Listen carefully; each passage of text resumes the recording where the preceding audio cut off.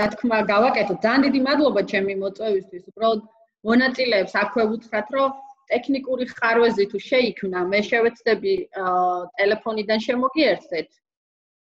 ამიტომ შეიძლება თლად ისეთ კომფორტულად აღარ წავიდეს ჩვენი საუბარი, როგორც გეგმავდით და ამისთვის მინდა რომ მზად იყოთ ყველანი. ისმის ჩემი ხმა. გიორგი. კი, ხმა ისმის გამართულად, კი.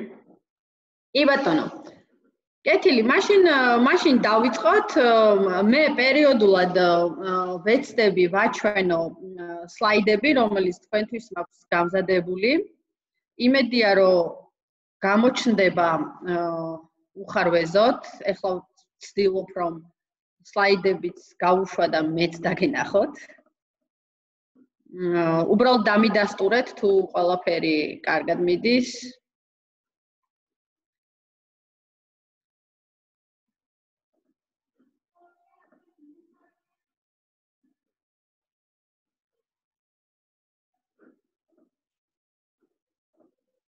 კი, ეკრანიც გამოჩნდა უკვე, კარგად ჩანს. გამოჩნდა, ხო? კი.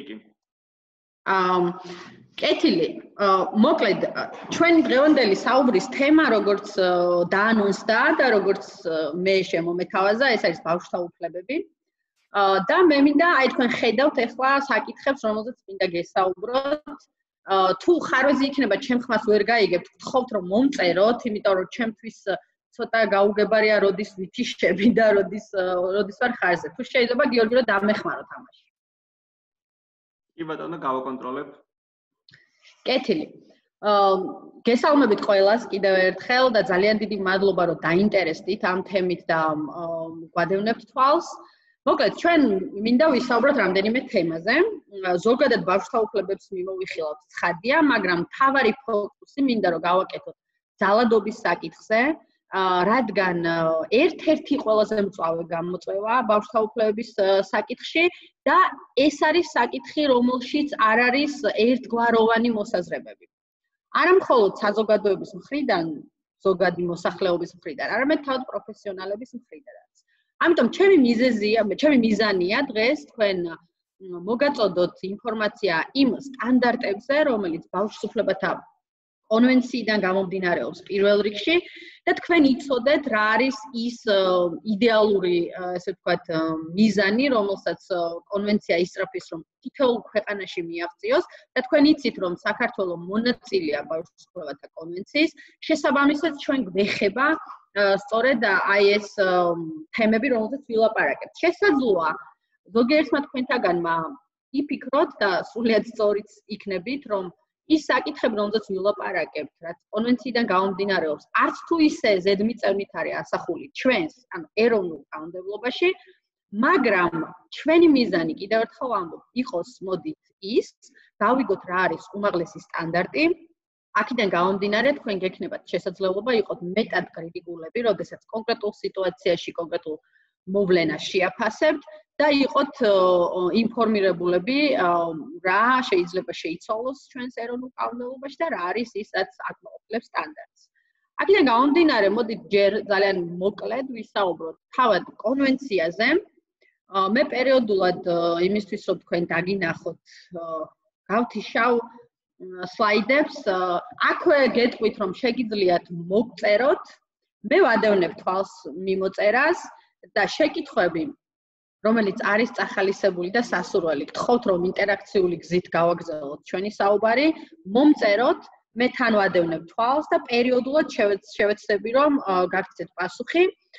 მირჩევნია ასე ვიმუშაოთ, ვიდრე ვთქვათ თქვენ მომისმინოთ, არ მინდა რომ ეს გავდეს ლექციას, მიუხედავად იმისა, რომ ვთქვათ კონკრეტული დრო გვაქვს შეზღუდული, მირჩევნია, რომ კითხვა-პასუხის რეჟიმში გავაგრძელოთ. კარგით, მოკლედ, პირველი თემა, რომელიც კონვენციას ეხება, ეს არის თვითონ სტრუქტურა. რა არის კონვენცია, რატომ არის მნიშვნელოვანი კონვენცია და როგორ შეიძლება გამოვიყენოთ. მოდით შევხედოთ პირველ რიგში კონვენციის ერთ-ერთი სლაიდების გადასვლას აგვიანებს.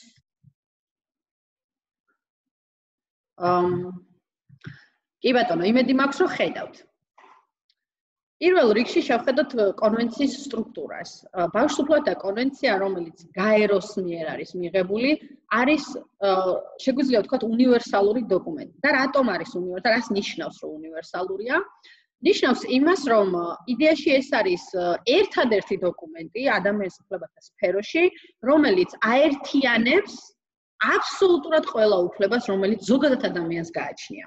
თქვენი შესაძლოა გაგიგიათ სხვადასხვა კონვენციების შესახებ, მაგალითად ევროპის ადამიანის უფლებათა კონვენცია, სოციალური უფლებების შესახებ, თქვათ, აქტი და ასე შემდეგ.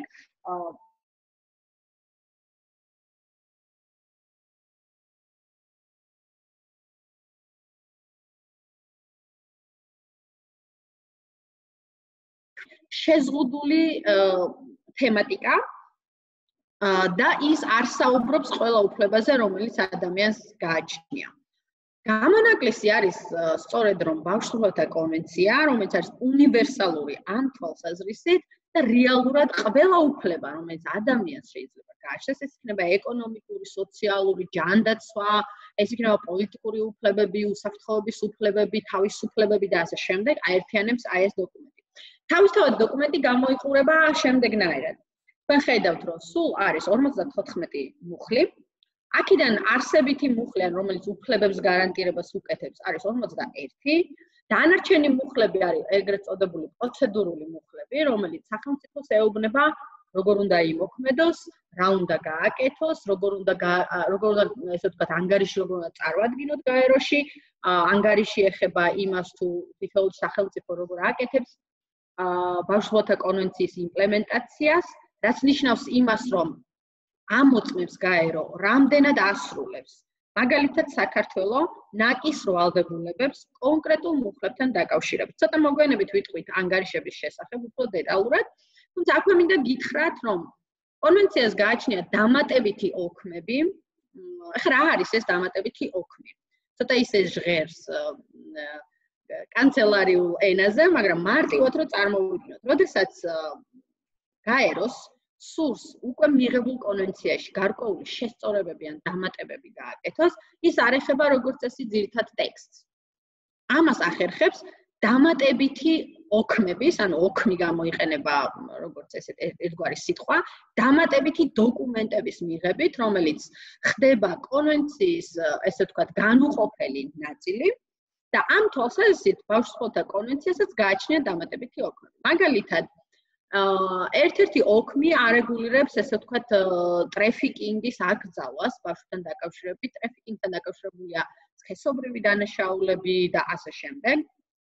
ერთი ოქმია კიდევ, რომელიც ეხება საომარ ვითარებაში, კონფლიქტებში ბავშვების ჩართვის პრევენციას და კონკრეტულ ზომებს განუსაზღვრავს სახელმწიფოებს, როგორ უნდა აარიდონ ბავშვებს კონფლიქტები, რომელიც ერთ-ერთი ყველაზე დამაზიანებელია და ძალიან მნიშვნელოვანი უკანასკნელი პერიოდის 2013 წლის დამატებითი ოქმი, მინდა ხაზგასმით გითხრათ, ეს არის ოქმი იმის შესახებ, რომ ბავშვებს მიენიჭათ უფლება დამოუკიდებლად მიმართონ გაეროს, კონკრეტულად კი ბავშვთა კომიტეტს, თუ ისინი ჩათვლიან, რომ მათი უფლება დაირღვა და ქვეყნის შიდა სასამართლოებმა, წარმოვიდგინოთ საქართველოს სასამართლოებმა, ვერ დაიცვეს ბავშვი და ვერ აღადგინეს მისი დარღვეული უფლება. ანუ, აქ მინდა დააკვირდეთ სიტყვას ბავშვს, რადგან აქამდე ალბათ ნაკლებად გაგვიგია, რომ როგორც საერთაშორისო, ისე თუნდაც შიდა სასამართლო სტრუქტურებში ბავშვს ქონოდა ცალკეული უფლება, რომ მას უშუალოდ მას მიემართა სასამართლოსთვის და გაერომ ხაზგასმით თქვა ბავშვთა კომიტეტმა, რომ ეს კონვენცია არის ბავშვებისთვის და პირველ რიგში მისი გამოყენება სწორედ რომ ბავშვის უფლებაა. შესაბამისად, დღის მდგომარეობით არსებობს საშუალება, აი თუ ჩვენ ბავშვები გვისმენენ და იმედი მაქვს, რომ ბავშვები გვისმენენ, არა მხოლოდ ზრდასრული ადამიანები, თქვენ შეგიძლიათ უბრალოდ მიმართოთ ბავშვს უფლებათა კომიტეტს და მოითხოვოთ პირადად თქვენ. თუ თქვენი მშობლები მიმართავენ, ამ განაცხადს მხოლოდ იმ შემთხვევაში მიიღებს ბავშვს უფლებათა კომიტეტი, თუ დაადასტუროს მშობელი, რომ ბავშვის ნებასურვილით არის განაცხადი შედგენილი. ასე რომ ეს არის გარდამტეხი დამატებითი ოქმი, მინდა გითხრათ, რომელიც ბავშვის მნიშვნელობას, მის როგორც უფლების სუბიექტობას ხაზს უსვამს და ეს არის არსებითად მნიშვნელოვანი, შეიძლება ეხლა ბოლომდე ყველა ვერ იაზრებს ეს რატო ასეთი მნიშვნელოვანი, მაგრამ დამიჯერეთ რომ ეს არის ღერძი, იმიტომ რომ უმეტესი უფლება, რომელიც ბავშვს ერღვევა, მაგალითად ჩვენს ქვეყანაში, ნაწარმოებია იმ ფიქრებით, რომ ზოგადად ბავშვს არ აქვს უფლებები. ძალიან ბევრი ადამიანი ჩვენს ქვეყანაში უგულებელყოფს ბავშვის უფლებებს, იმიტომ რომ თulis რომ უბრალოდ ბავშვს უფლება არ აქვს, ჩვენ ბავშვები მხოლოდ უნდა დავიცვათ საფრთხეებისგან და მათ უბრალოდ ისინი არ არიან დამოუკიდებელი აქტორები უფლებების ფლობის და მისი გამოყენების დროს. ერთი შეკითხვა მოვიდა, მე პერიოდულად გავჩერდები და ვეცდები რომ შეკითხვასაც თვალი გადავალო. რამდენად იცავს საქართველოს ბავშვთა კონვენციას, ანუ შესაბამისად ბავშვის უფლებებსო? როგორია მისი ანგარიში გაეროში? დიდი მადლობა ამ შეკითხვისთვის, ძალიან საინტერესო შეკითხვაა და აქვე გიპასუხებთ. და თან გადავიდეთ მაშინ ანგარიშგების ფუნქციაზეც. მე ისე ვცდილობ რომ გადავიყვანო სლაიდი, ბოდიშს გიხდით ამ შეფერხებისთვის.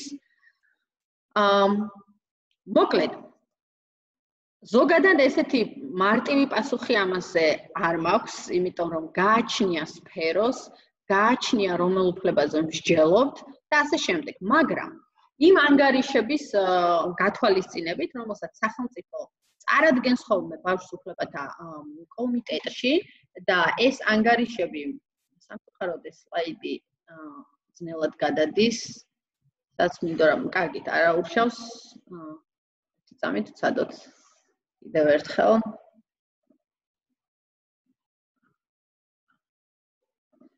აი ახლა სავარაუდოდ უნდა გამოჩნდეს და მინდა რომ შეხედოთ უბრალოდ არა, ეს არ არის ბოდიშით.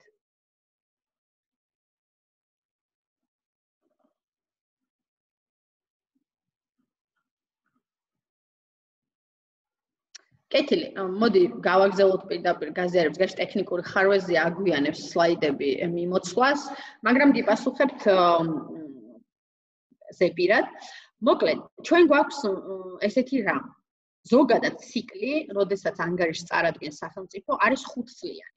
ანუ მას შემდეგ, აი მაგალითად ჩვენ საქართველოს მონაწილე გახდა კონვენციის და მონაწილე რას ნიშნავს აქვე ამასაც გეტყვით, როდესაც საერთაშორისო დონეზე მნიშვნელოვანი დოკუმენტი იქნება, სახელმწიფოები ვალდებულები არიან ოფიციალურად შეუერთდნენ, ანუ აღიარონ ეს დოკუმენტი როგორც მათ მიმართ ბოჭავი, ანუ მათ მიმართ ვალდებულებების გამჩენი.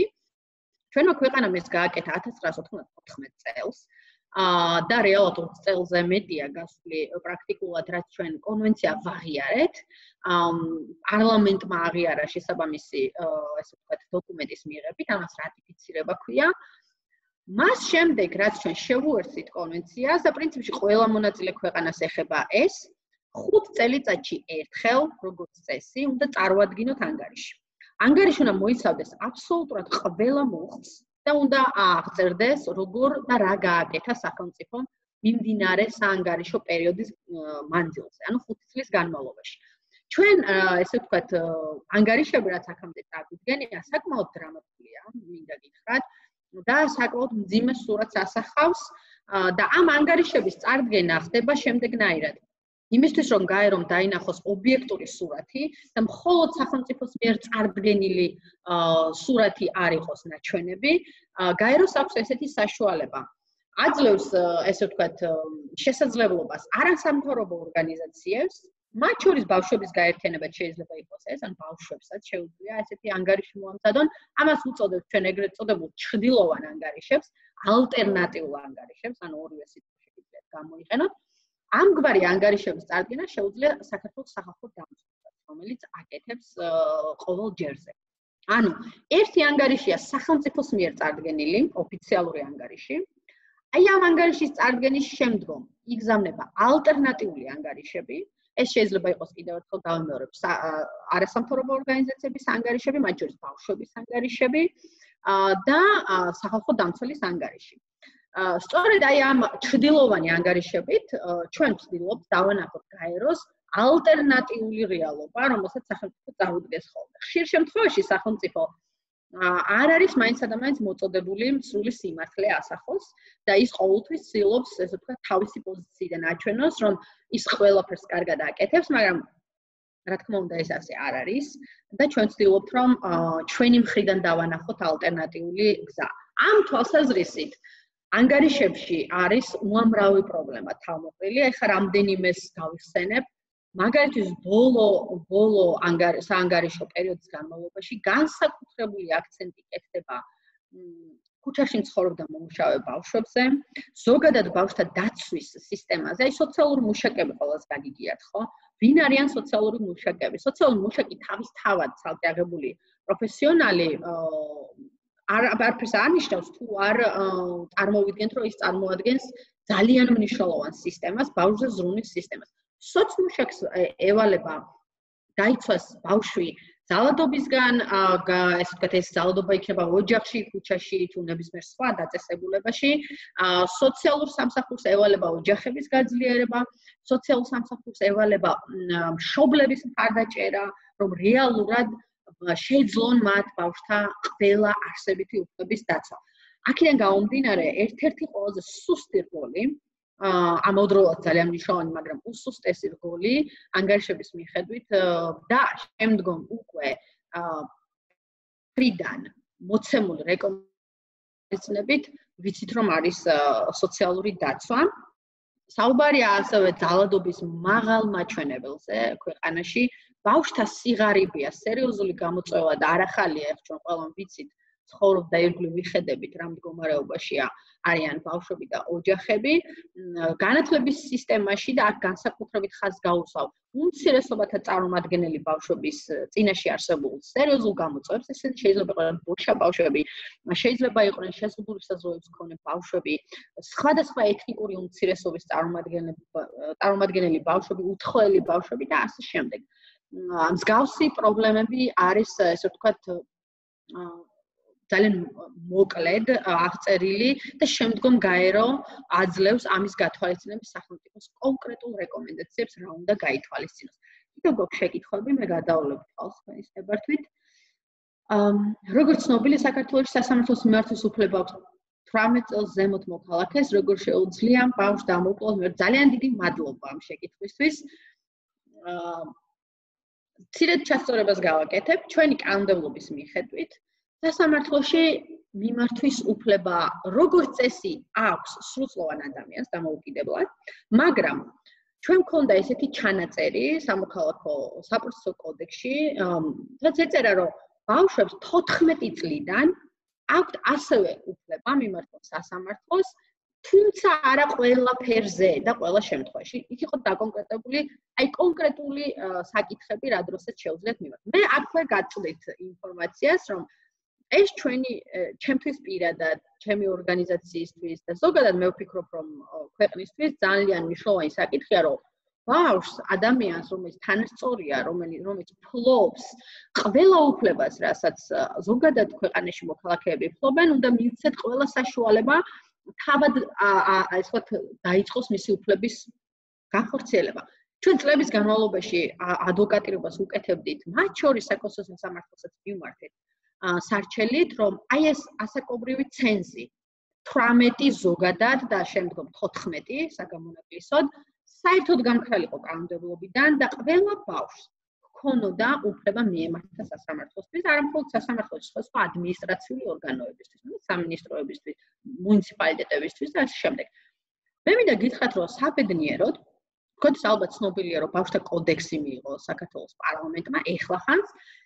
ეს კოდექსი ძალაში შედის 1 ივნისიდან, ამ წლის 1 ივნისიდან და რეალურად გაქრა ასაკობრივი ცენზი. ანუ მარტივად რო გითხრათ, 1 ივნისის შემდგომ ყველა ბავშვს საქართველოში უფლება ექნება დამოუკიდებლად მიმართოს სასამართლოს და დამოუკიდებლად ყავდეს ადვოკატი. რაც აქამდე არ არსებობდა და ეს იქნება ასევე გარდამტეხი ცვლილება ბავშვთა უფლებების სფეროში. კიდე გვაქვს შეკითხვა. გულწრფელობა მაინტერესებდა ანგარიშებშიო.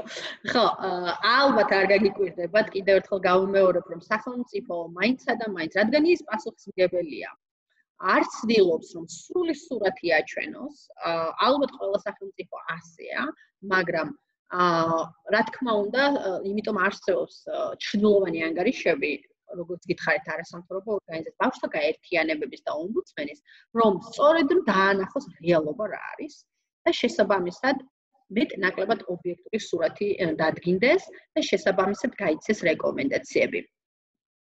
სოციალურ მუშაკს რა შეუძლია გააკეთოს ქუჩის ბავშვებისთვის, ამაზე თითქოს ყველა საუბრობს, ბავშვები ისევ ქუჩაში დგანან. უდიდესი მადლობა ამ შეკითხვისთვის. ქუჩაში მცხოვრები და მომუშავე ბავშვები ერთ-ერთი ყველაზე მოწყვლადი ჯგუფია საქართველოში. რატომ? იმიტომ რომ ჯერ ერთი ზოგადად ამ ბავშვებს, როგორც ჩვენ ვიცით და კვლევებიც აჩვენებს, იყენებენ არა ვთქვათ მათი საჭიროებისთვის, რომ ვთქვათ მათ შიათ, ან სოციალური სიდუხჭირია და ოჯახებს ვთქვათ, ოჯახები იძულებული არიან ქუჩაში იყვნენ, არამედ ჩვენ ძალიან კარგად ვიცით, რომ უმეტეს შემთხვევაში ქუჩაში ბავშვის გამოყვანა არის ორგანიზებული დანაშაულის შედეგი. ანუ ადამიანთა ჯგუფები ცდილობენ ეგრეთ წოდებულ მონეტარულ მოგებას, ფულის შოვნას, მარტივად ვთქვათ, და ბავშვები მოწყალების მიზნით გამოყავთ ქუჩაში. მაგრამ ეს მარტო ეს პრობლემა არ არის, რომ ვიღაცა ვთქვათ ექსპლუატაციას უკეთებს ბავშვს ქუჩაში გამოყვანით. მე მინდა დავფიქრდეთ რამხელა რისკის წინაშეა და მათ შორის სასაცილო რისკის წინაშეა ბავშვი ქუჩაში და გაგახსენებთ გასულ წელს მომხდარ ტრაგიკულ შემთხვევას, როდესაც 13 წლის ბავშვი სწორედ რომ ქუჩაში ყოფნის დროს და მათხოვრობის დროს ავტომობილი დაეჯახა და გარდაიცვალა. ეს არის ერთ-ერთი შემთხვევა, რომელიც საზოგადოებამ გაიგო, მაგრამ ჩვენ უამრავი შემთხვევა არ ვიცით, როგორი ჯანმრთელობის ესე ვთქვათ დამაზიანებელი პრობლემები აქვს ბავშვებს, როცა ისინი ყინვაში, სიცხეში, აი ამ ჩვენ ვიცით როგორი ეკოლოგიური გარემოა ჩვენს ქვეყანაში სამწუხაროდ და ბავშვები, რომლებიც მუდმივად ქუჩაში არიან, შეისუფთავენ აი ამ დაბინძურებულ ჰაერს და რეალურად მათი ჯანმრთელობის მდგომარეობა არის ძალიან დიდი რისკის წინაშე. თავი რო დავანებოთ იმას, რომ ისინი გამოყენებული არიან როგორც ინსტრუმენტი ფულის საშოვნელად. ჩვენ ამას ვუწოდებთ ბავშვთა ტრაფიკინგს. ჩვენს ორგანიზაციაში არაერთი განცხადება გაკეთებულა და მოვუწოდებდით სახელმწიფოს და დღემდე ამას ვაკეთებთ, რომ ბავშვები ქუჩაში უბრალოდ არ უნდა იყვნენ და სახელმწიფომ ერთის მხრივ უნდა გამოავლინოს დამნაშავეები, რომლებიც ბავშვებს ინსტრუმენტად იყენებენ და მათ სიცოცხლეს რისკავენ და დასაჯონ ეს დამნაშავეები და ბავშვები დააბრუნონ ოჯახში. მეორეს მხრივ, თუ არის ის მინიმალური შემთხვევა, როცა ოჯახს მართლაც სიდუხჭირის გამო უწევს ბავშვთან ერთად, თვითონაც გარეთ არიან ხოლმე ოჯახის წევრები, გარეთ იყვნენ, აი ეს ასეთი შემთხვევებიც უნდა შეისწავლოს სახელმწიფომ. ეს კონკრეტული ოჯახი გააძლიეროს სხვადასხვა საშუალებებით და ბავშვს არც ერთ შემთხვევაში ბავშვს არ მისცეს საშუალება იგდეს ქუჩაში. ეს არის სახელმწიფოს როგორ გითხრათ, პირველადი მოვალეობა გააკეთოს, როდესაც ასეთი რისკის წინაშეა ბავშვები. მეტ-ნაკლებად გვისმენენ ამ რეკომენდაციებში და სამწუხაროდ სისტემა, რომელიც აი ასეთ ბავშვებს აღმოაჩენს და განსაკუთრებით ამ პერიოდში აქვე მინდა გითხრათ, რომ ძალიან პრობლემურია ეს თემა, როდესაც ვირუსია სოფლიოში და ჩვენი ქვეყანა არაა გამონაკლისი. სამწუხაროდ ბავშვები ისევ არიან ქუჩაში და აქედანვე შემიძლია გითხრათ ჩემი წუთილი, რომ ეს არის რეალურად კონვენციის ერთ-ერთი მთავარი უფლების და პრინციპი უფლების ბავშვების სიცოცხლის გადარჩენის და მათ ჯანმრთელობაზე ზრუნვის დარღვევა პრაქტიკულად შეიძლება ითქვას. სოციალური მუშაკის მიმართვის შემთხვევაში ერთობა საქმეში. კი ბატონო, თუ გარკვეულ რაიმეზე არის მიმართულ თვალს ადევნოთ ამ ვერ გავიგე შეკითხვა, ბოდიშს გიხდით რაიონზე მიმაგრებულია და თვალს ადევნოს, გასაგებია. ზოგადად სოციალური მუშაკებთან დაკავშირებით უნდა ვთქვათ რამდენიმე რამ. თქვენ ბოლო პერიოდში გახსოვთ, რომ სოციმუშაკებს ჰქონდათ გაფიცვა, უპრეცედენტო, ესე ვთქვათ, ქცევა მათი მხრიდან, რომელიც ძალიან დასაფასებელია და ისინი პირველ რიგში ამბობდნენ, რომ მათი სამუშაო გარემო და მათი ზოგადად სისტემა სოციალურ დაცვის სუსტია, რომ სოციმუშაკებს არც კი აძლევს საშუალებას ბავშვებზე იზრუნოს. ეს ძალიან მნიშვნელოვანი ქცევა იყო მათი მხრიდან და ისინი ითხოვდნენ სისტემის ცვლილებას. ზოგადად როგორ მუშაობს დაახლოებით 230-მდე სოციმუშაკია ჩვენს ქვეყანაში, მთელ ქვეყანას გულისხმობ და ეს სოციმუშაკები მუშაობენ მინიმუმ 27 მიმართულებით. მათი სამუშაო გარემო კრიტიკას ვერ უძლებს, მათი მათ შორის სახელმწიფო ანაზღაურება პრაქტიკულად არის ერთ-ერთი ყველაზე დაბალი დასაქმებულთა შორის და მათ აქვს გადამწყვეტი როლი ბავშვის ჰარმონიული განვითარების საკითხში. ზოგადად სოციმუშაკები გადანაწილებულია რაიონების მიხედვით და კონკრეტული ესე ვთქვათ სამუშაო არეალი აქვს და ცხადია კი კონკრეტული სოციმუშაკი მუშაობს იმ არეალში, რომელიც არის განსაზღვრული მისთვის და მას არ აქვს უფლება ვთქვათ მეზობელ რაიონში ან ქალაქში იმუშაოს. თუმცა ეს არ ნიშნავს იმას, რომ თუ ის მიიღებს ინფორმაციას კონკრეტულ ადგილას ბავშვის უფლების სავარაუდო დარღვევის შესახებ, არ ჰქონდეს ვალდებულება, რომ ამის შესახებ შეტყობინება გაუგზავნოს მის კოლეგას კონკრეტულ ადგილას. მას ამის ვალდებულება აქვს თუ თქვათ ამ თვალსაზრისით დამისვით ეს შეკითხვა. კიდევ ერთი შეკითხვა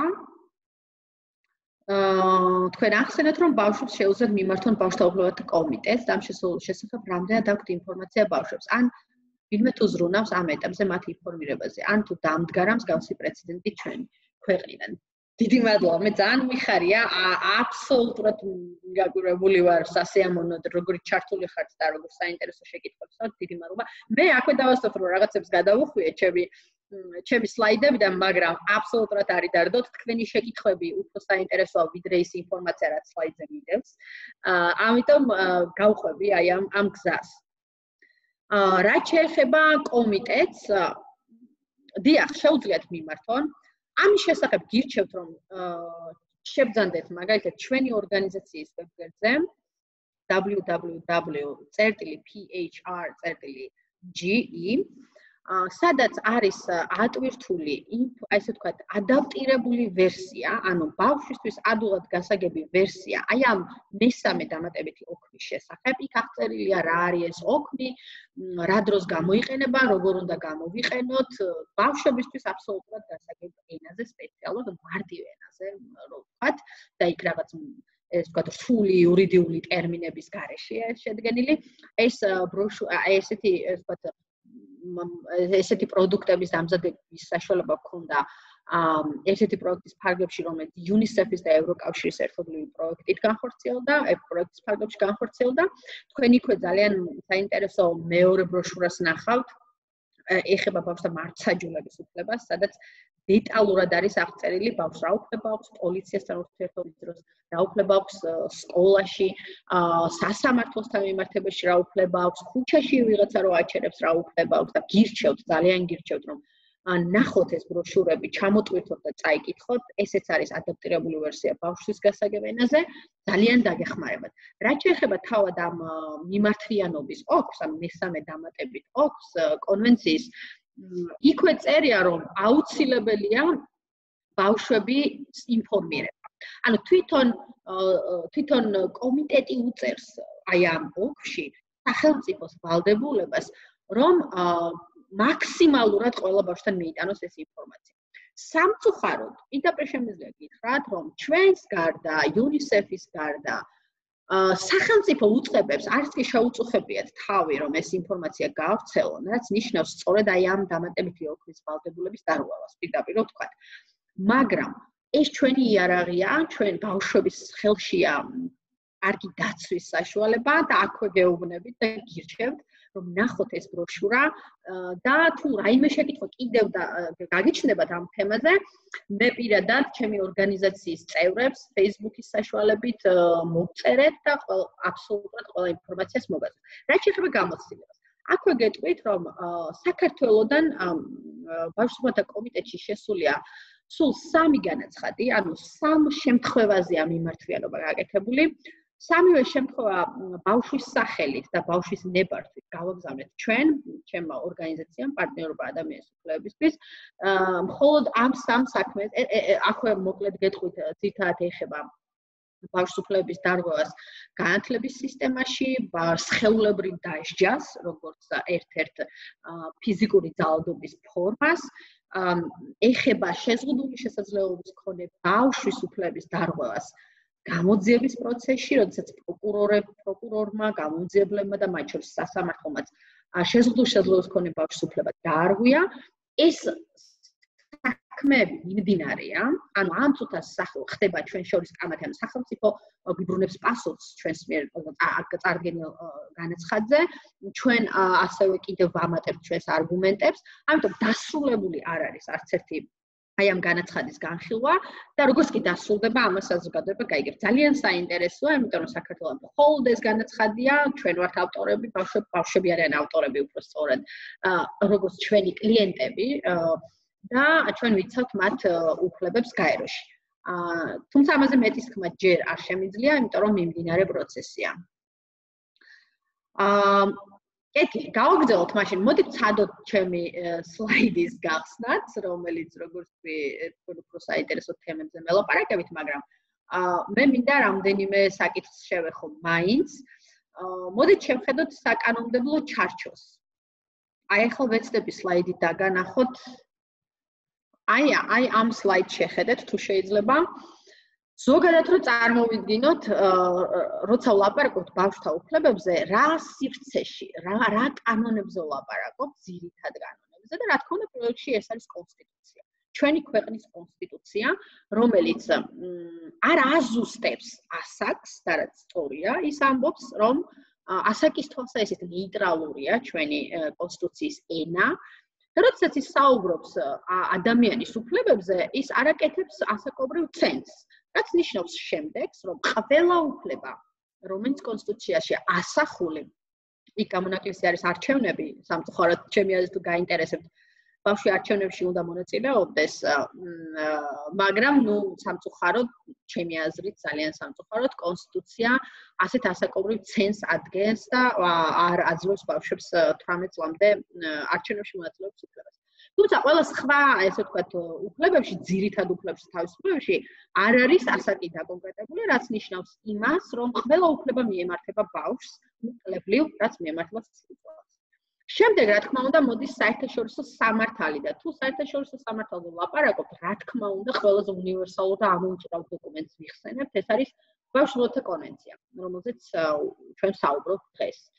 შემდეგ მოდის კანონები, როგორც აი ვახსენებ მაგათ ბავშვის უფლებათა კოდექსი, ზოგადი განათლების შესახებ კანონი, სისხლის სამართლის კოდექსი და ასე შემდეგ და არის კანონქვემდებარე აქტები.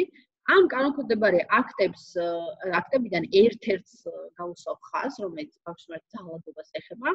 ეს არის მთავრობის დადგენილება, როდესაც ბავშვის მიმართ ნებისმიერ ადგილას გარკვეული ტიპის ძალადობა მოხდება. აი ეს დადგენილება არეგულირებს კონკრეტული პასუხისმგებელი პირების ვალდებულებას. მიაწოდონ ინფორმაცია სოციალმომსახურების სააგენტოს, მანამდე სახელმწიფო ზრუნვის სააგენტოს, ეხლა პოლიციას და ასე შემდეგ. იქ აღწერილია ვინ არის ვალდებული, მაგალითად, სკოლაში თუ ხდება მსგავსი პრობლემა, სკოლის ვალდებულებას განსაზღვრავს. ბაღის დონეზე ხდება ბაღის ვალდებულებას. მაგალითად, ბავშვი შეიძლება დადიოდეს ცეკვის, მუსიკის წრეზე, სპორტზე და ასე შემდეგ. სადაც არ უნდა ხდებოდეს ბავშვის მიმართ ძალადობა, ყველა სუბიექტი, ყველა ადამიანი, არა მხოლოდ მშობელი, ვალდებულია გამოიყენოს ეს კანონმდებლობა და მიმართოს შესაბამის ორგანოებს. აქვე მაინც ზოგადი წესით მინდა შეხედოთ ვალდებულებები როგორ ნაწილდება ბავშვის დაცვის და ბავშვის უფლებების რეალიზების ვალდებულებები. პირველ რიგში, რა თქმა უნდა, მშობლები არიან ვალდებულები ყველა უფლებაზე, რომელიც ბავშვს გააჩნია და მშობლები არიან პირველი რიგის პასუხისმგებელი პირები და იმ შემთხვევაში თუ ბავშვს ბიოლოგიურ მშობელს ელაპარაკი არ ყავს, რა თქმა უნდა, არსებობენ მეურვეები, მზრუნველები, რომლებიც რა თქმა უნდა ისევე აგებენ პასუხს, როგორც ბიოლოგიური მშობლები. იმ შემთხვევაში კონვენცია გვეუბნება, იმ შემთხვევაში თუ მშობელს სუბიექტური ან ობიექტური მიზეზის გამო. რა შეიძლება იყოს ესეთი მიზეზები? მაგალითად, სუბიექტური მიზეზია ის მიზეზი, როდესაც მე ვარღვევ ბავშვის უფლებას, გააზრებული მაქვს, რომ ვარღვევ და რეალურად ამით ჩავდივარ გარკვეულ შემთხვევაში დანაშაულს ან კონკრეტულ სამართალ დარღვევას. შეიძლება ვარ ისეთი ნივთიერების გამომყენებელი, ან ბავშვის მიმართ ისეთი ქცევაში ვარ შემჩნეული, რომელიც სწორედ რომ ბავშვს აზიანებს და მე ამის განზრახვა მაქვს და გააზრებული მაქვს. ეს არის სუბიექტური მიზეზები, რა დროსაც სახელმწიფო დაუყოვნებლივ ერევა და ხშირ შემთხვევაში გააცალკევებს კიდეც, ესე ვთქვათ, მშობლისგან ბავშვს. ძალადობა ეს ერთ-ერთი კლასიკური მაგალითია სუბიექტური, ესე ვთქვათ, პრობლემის. მაგრამ არსებობს ობიექტური პრობლემები, რომელზეც მინდა ჩვენ ყველამ ვიფიქროთ. ობიექტური პრობლემები ჩვენს ქვეყნებს, ჩვენნაირ ქვეყნებს მიემართებათ, სადაც არის სიკვდილი, სოციალური გასაჭირი, ბავშვთა სიღარიბე და ასე შემდეგ. ხშირ შემთხვევაში მშობლებს არ შეუძლიათ ბავშვის უფლებების ბოლომდე სრულყოფილი დაცვა, არა იმიტომ, რომ ცუდი პიროვნებები და პიროვნებაა რომელიმე მათგანი, ან უპასუხისმგებლოა. ძალიანაც კარგი მშობლები არიან და ძალიანაც შესტკივათ გული საკუთარ შვილს ყველაზე მეტად. მაგრამ უბრალოდ არ შეუძლიათ. ობიექტურად არ აქვს შესაძლებლობა გააკეთონ ის, რაც ბავშვისთვის მნიშვნელოვანია. აი სწორედ ასეთ შემთხვევაში სახელმწიფოს აქვს ვალდებულება, კონვენცია გვეუბნება, რომ აი ასეთ მშობლებს და ოჯახებს გაუწიოს სათანადო დახმარება. მაგალითად, თუ ოჯახს შია, უნდა გამოყვებოს მარტივად რო ვთქვათ, აი ძალიან ცხადად რო ვთქვათ, რა არის სახელმწიფოს ვალდებულება. თუ ბავშვს ტანსაცმელი არ აქვს და მაგიტომ ვერ დადის სკოლაში, ბავშვს ტანსაცმელი უნდა ჰქონდეს, ყველაფერი უნდა გააკეთონ ამისთვის. თუ მაგალითად ბავშვის რეგისტრაცია ვერ ხდება, აი მაგ ძალიან მნიშვნელოვანი უფლებაა, ყველა ბავშვი დაბადებისთანავე უნდა დარეგისტრდეს, მას უნდა ჰქონდეს პირადი ნომერი, მას უნდა მისი სახელი და გვარი უნდა იყოს რეგისტრირებული, განსაკუთრებით ეს ეხება მაგალითად ბავშვ ბავშვებს, სადაც ვიცით, რომ ძალიან სერიოზული პრობლემაა ასეთი დოკუმენტების არ ქონის, რის მერეც მათ ცდომა ეზღუდებათ განათლების სისტემაზე, ჯანდაცვაზე და სხვა მთელ სიკეთეებზე, სადაც ხაბუქებია საჭირო. ამიტომაც ბავშვის დაბადებისთანავე მისი რეგისტრაცია და მისთვის ყველა საჭირო დოკუმენტის მომზადება არის ბავშვის ერთ-ერთი ყველაზე ფუნდამენტური უფლება. როდესაც თქვათ მშობელი ობიექტური მიზეზის გამო ამას ვერ აკეთებს, სახელმწიფომ უნდა გააკეთოს ყველაფერი, რომ ბავშვს მოუწესრიგოს ეს დოკუმენტაცია. ასე მიემართება ყველა სხვა უფლებასაც, რა დროსაც მშობელი უბრალოდ ვერ ახერხებს ბავშვის დაცვას. აი ესე მიემან რომ შევაჯამოთ პასუხისმგებელ პირებთან მიმართებაში, კონვენცია ამბობს. პირველი რიგის პასუხისმგებელი არის მშობელი, ოჯახის წევრები და მშობლები, კანონიერი წარმომადგენლები ბავშვების და თუ ისინი ვერ ახერხებენ სუბიექტური ან ობიექტური მიზეზის გამო, სახელმწიფომ უნდა ჩაანაცვლოს მშობლის როლი, როგორც ვალდებული პირის როლი და დაეხმაროს ბავშვს. დაახლოებით ესე მიემართება პასუხისმგებლობა.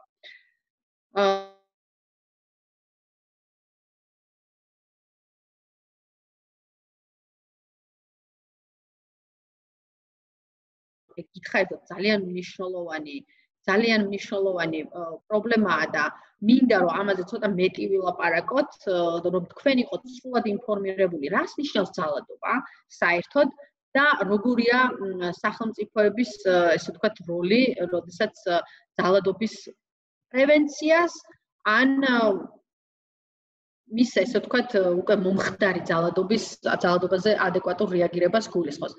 ცოტა ისევ გაიჭედა, მგონი, ბოდიში გამოჩნდა. აი ხა თქვენ ხედავთ კონვენციის 19 მუხლს. კონვენციის 19 მუხლი მიემართება და აღნიშნა, ასე ვთქვათ, გარანტიას უკეთებს ბავშვის უფლებას იყოს დაცული ყველა ტიპის ძალადობისგან. აი თქვენ ხედავთ ახლა ტექსტს, როგორი ტექსტიც არის თვითონ კონვენციაში, რომ სახელმწიფოები ვალდებულნი არიანო მიიღონ ყველა ზომა იმისთვის, რომ ბავშვი დაიცვან მშობლების, კანონიერი მეურვეების ან ბავშვზე მზრუნველი ნებისმიერი სხვა პირის მხრიდან ყველა ფორმის ფიზიკური თუ ფსიქოლოგიური ძალადობისაგან, შეურაცხყოფისაგან თუ ბოროტად გამოყენებისაგან, ზრუნველობის მოკლებისა და დაუდევარი მოპყრობისაგან, უხეში მოქცევისაგან თუ ექსპლუატაციისაგან, სექსუალური ბოროტების, სექსუალური დანაშაულების ჩათვლით. ეს არის ის მუხლი, რომელიც ძირითადად მიემართება ბავშვის უფლებათა კონვენციას და მინდა რომ აი ამ მუხლის მცირედი ანალიზი გავაკეთოთ და დავაკვირდეთ რამდენიმე მნიშვნელოვან სიტყვათ შეთანხმებებს. მაგალითად, პირველი ეს არის მუხლი გვეუბნება ისეთ რაღაცას. აკრძალულია ყველა ფორმის ძალადობა. და რას ნიშნავს ეს? პირველი ეს ნიშნავს იმას, რომ გამონაკლისი არ არსებობს. ანუ, ნახეთ, მე თან გირჩევთ, რომ აი დავფიქრდეთ, როგორი სტერეოტიპები თუ წარმოდგენებია ჩვენ საზოგადოებაში. მაგალითად, არიან ადამიანები და UNICEF-ის ბოლო კვლევას გავიხსენებ, სადაც ვიკვიეთ, რას ფიქრობენ მოქალაქეები, საქართველოში მცხოვრები ადამიანები ძალადობის შესახებ, ან ძალადობრივი მეთოდების გამოყენების შესახებ. საკმაოდ დრამატული სურათია სახეზე, სადღაც 68% ფიქრობს, რომ გარკვეული ფორმის ძალადობა შესაძლებელია იყოს გამოყენებული ბავშვის მიმართ. მარტივად რო ვთქვათ, ეს არის სერიოზული პრობლემა, იმიტომ რომ კონვენცია, რომელიც ბავშვის საუკეთესო ინტერესს ეყრდნობა და ამბობს, რომ ყველაფერი უნდა გავაკეთოთ მხოლოდ იმ პრინციპის გათვალისწინებით, რომ ეს იქნება ბავშვისთვის საუკეთესო. კონვენცია ამბობს, რომ არ არსებობს გამონაკლისი, შეუძლებელია, დაუშვებელია გამონაკლისი დააწესოთ რაიმე ფორმის ძალადობაზე. ანუ, ეს იქნება სუბუქი, მშობლის მიერ ჩადენილი, არ ვიცი, ნებისმიერ თქვათ რაღაც საგანმანათლებლო სისტემაში, აღზრდის მიზნით ჩადენილი თუ ასე შემდეგ, არ აინტერესებს კონვენციას და სრულიად სწორია და ჰუმანური და ბავშვზე ორიენტირებულია ესეთი მიდგომა და დავიმახსოვროთ, არ არსებობს გამონაკლისი. მეორე უმნიშვნელოვანესი რამ, რომელსაც ხშირად ვერ ნახავთ ზრდასრული ადამიანის, ესე ვთქვათ, ზრდასრულ ადამიანთან მიმართებაში, ეს არის განზრახვა. ანუ, განზრახვა როგორი რაღაცაა?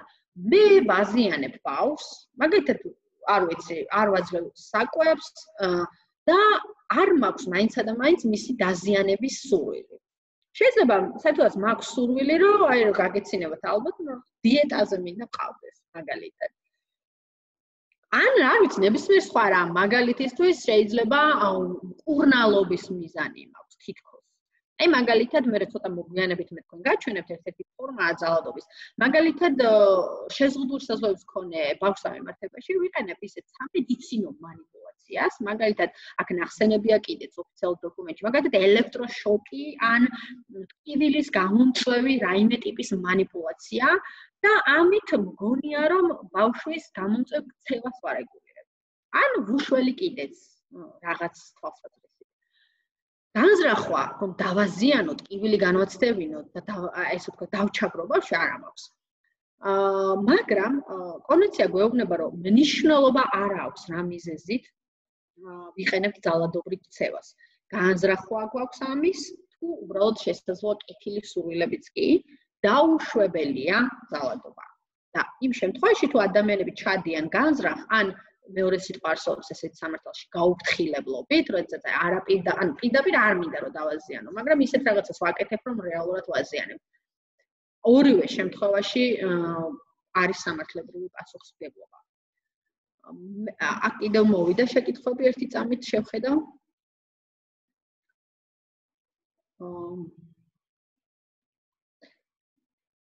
ბოდიში არა შეიძლება რა შემთხვევაში შეუძლია ბავშვს მართოს სასამართლოს.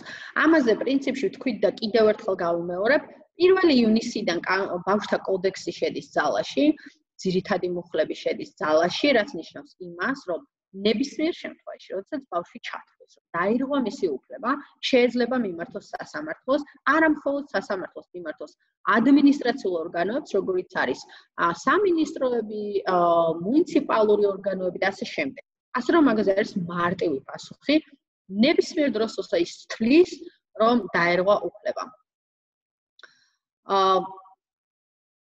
იქიდან გამომდინარე, რომ ხშირად ბავშვი ბავშვებს უფროსები სათავესად იყენებენ და აიძულებენ მათ ხორობას. მაინტერესებს თქვენი აზრი. თუ შეუძლო მოქალაქემ არ ვიცით ამის შესახებ, უნდა დავეხმაროთ თუ არა მას. დიდი მადლობა ამ შეკითხვისთვის. ჩვენ ვილაპარაკეთ ქუჩაში მცხოვრებ და მომუშავე ბავშვებზე. კიდევ ერთხელ გავიმეორებ, იმიტომ რომ ეს არის ძალიან მნიშვნელოვანი თემა და კიდევ ერთხელ გავიმეორებ, რომ ქუჩაში ბავშვის გაყვანა რა მიზეზიც არ უნდა იყოს. ვიღაცამ თქვათ ფულის მოპოვების მიზნით ბავშვის შრომითი ექსპლუატაცია გააკეთა თუ ოჯახის წევრმა გაიყვანა, იმიტომ რომ ყველას ერთად შეიათ. მარტივი ამბავია, ბავშვი ქუჩაში არ უნდა იყოს. ბავშვი ქუჩაში არის სასიცოცხლო რისკი მისთვის. ამიტომ პრინციპი ერთი, ბავშვი ქუჩიდან უნდა გავიდეს. მაგრამ ჩვენი გვახსენეთ, თუ ოჯახს ობიექტურად უჭირს და მაგიტომ ხდება ასეთი ქცევა, სახელმწიფო ვალდებულია დაეხმაროს. თუ ოჯახს არ უჭირს და ძირითადად შემთხვევები ასეთია, ოჯახის წევრები და სხვა მესამე პირები, როგორც გითხარით, დანაშაულებრივად ორგანიზებული ჯგუფია, რომლებიც ბავშვებს იყენებენ ფულის საშოვნელად, ასეთი ადამიანები ჩადიან დანაშაულს და სისხლის სამართლის კოდექსში პირდაპირ წერია, რომ ანტისაზოგადოებრივ საქმიანობაში ბავშვი ჩართვა არის სისხლის სამართლის დანაშაული. ჩვენ შეგვიძლია რა 15:05 არის ცხელი ხაზი ჯანდაცვის სამინისტროს. ჩვენ შეგვიძლია კონფიდენციალურად დავრეკოთ, ამით არის ძალიან საინტერესო. მივუთითოთ ადგილი, სად არის ბავშვი, მის სამართლისად ნახეთ, ისინი ვალდებულნი არიან. მობილური ჯგუფები არსებობს, რომ მივიდნენ შეისწავლონ სიტუაცია.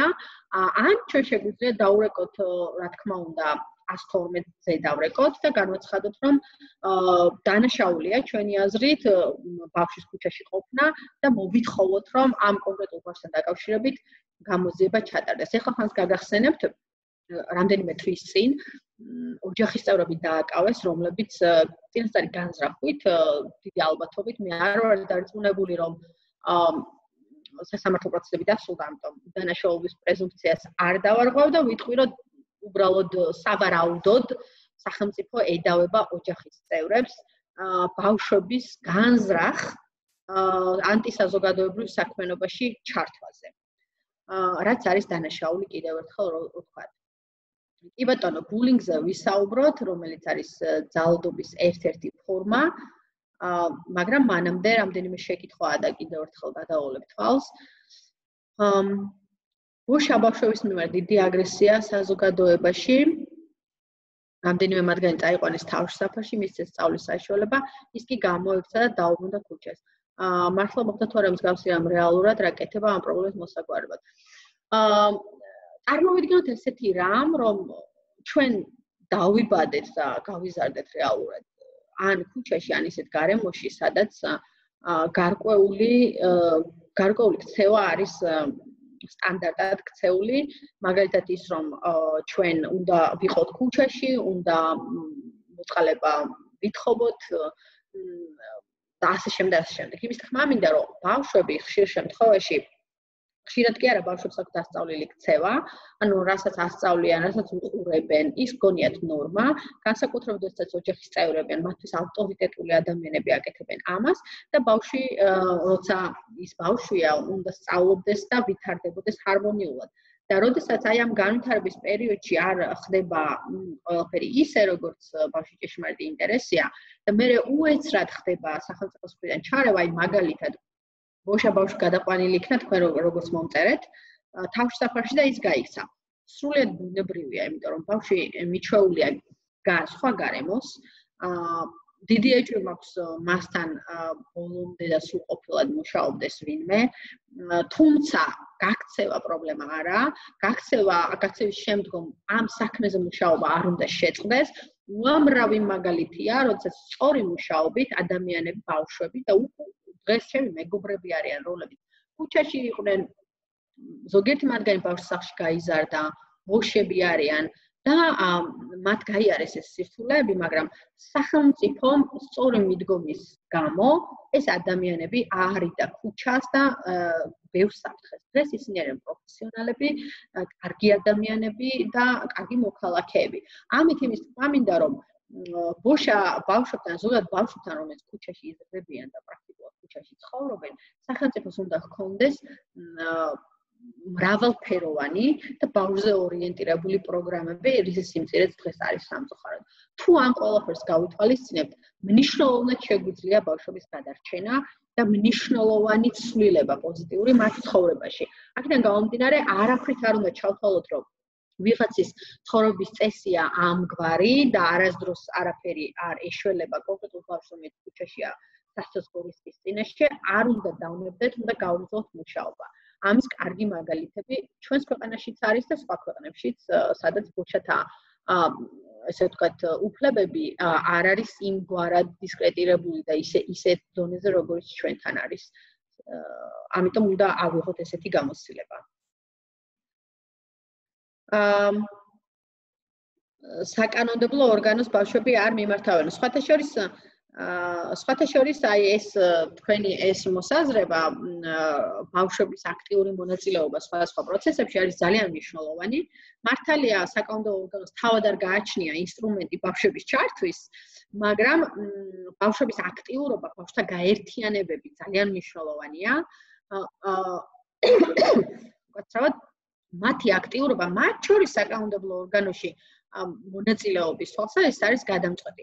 ჩვენ მაგალითად აქტიურად ვითხოვდით, რომ როდესაც ბავშვთა კოდექსი განიხილებოდა საქართველოს პარლამენტში, ბავშვები ყოფილიყვნენ პირველ რიგში მოწვეულები და ბავშვების მოსაზრებები მოესმინა პარლამენტარებს და გაითვალისწინებდა. სამწუხაროდ ეს ასე არ მოხდა, მაგრამ პრინციპი და მიდგომა, როგორ უნდა ვიმუშაოთ და როგორ უნდა მუშაობდეს კარგი ხელისუფალი და კარგი მმართველი არის შემდეგი, რომ როდესაც თემა ბავშვებს ეხებათ და ბავშვებისთვის მნიშვნელოვან საკითხს ეხება, პირველ რიგში ბავშვის მონაწილეობით უნდა გაკეთდეს და უნდა მიეცეს ბავშვს საშუალება გამოხატოს მისი მოსაზრება იმ თემაზე, რომელიც მას შეეხება. ლოგიკურია ალბათ, ძალიან მარტივია ჩვენთვის ბავშვებისთვის პირველ რიგში, მაგრამ სამწუხაროდ ასეთი კულტურა ჯერჯერობით ჩვენს სახელმწიფოში არ არის, მაგრამ არაუშავს. სწორედ აქეთკენ მივდივართ, რომ ბავშვების გაძლიერებით ყველაზე ძლიერი მექანიზმი არის თავად ბავშვების გაძლიერება, რომლებიც აი თქვენ როგორც მწერთ უნიკალურ მოსაზრებებს და შეკითხვებს, სწორედ თქვენი გაძლიერებით მოხდეს ბავშვების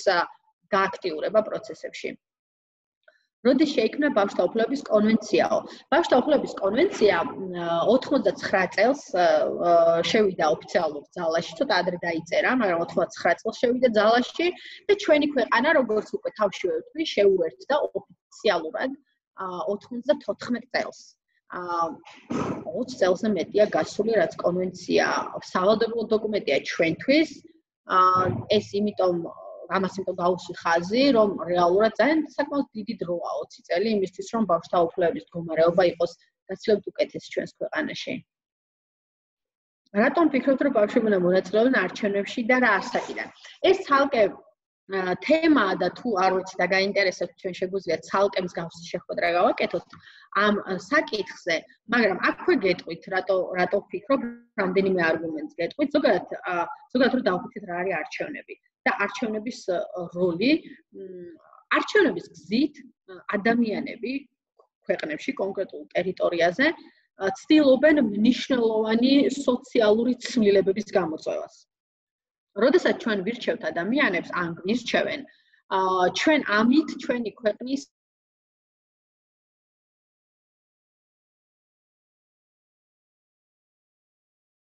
და როდესაც კონკრეტული როდესაც მაგალითად ჩვენ ამბობთ, რომ ბავშვთა უფლებები მნიშვნელოვანია, როცა ვამბობთ, რომ გარემო მნიშვნელოვანია ბავშვთა მიმართებაში, მაგრამ ამ დროს არ ვაძლევთ საშუალებას ბავშვს თვითონ მიიღოს მონაწილეობა აი ამ პროცესის შექმნაში ზოგადად.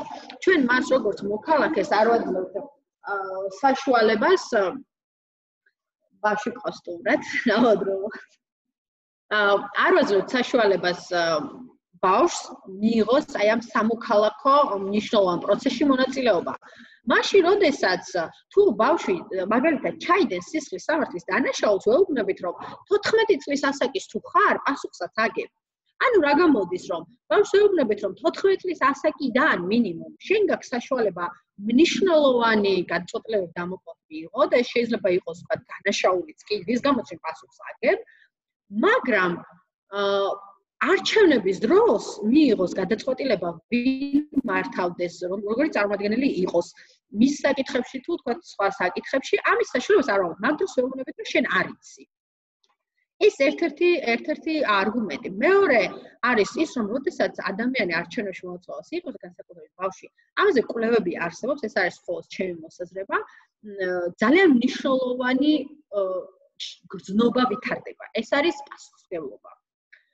როდესაც შენ აკეთებ არჩევანს და იცი, რომ შენმა არჩევანმა შესაძლოა პოზიტიური ან ნეგატიური გავლენა მოახდინოს ადამიანების ცხოვრებაზე. ეს ადამიანში იწვევს ძალიან მაღალი სამოქალაქო პასუხისმგებლობის ჩამოყალიბებას და თუ გავითვალისწინებთ იმას, რომ ზოგადად ყველა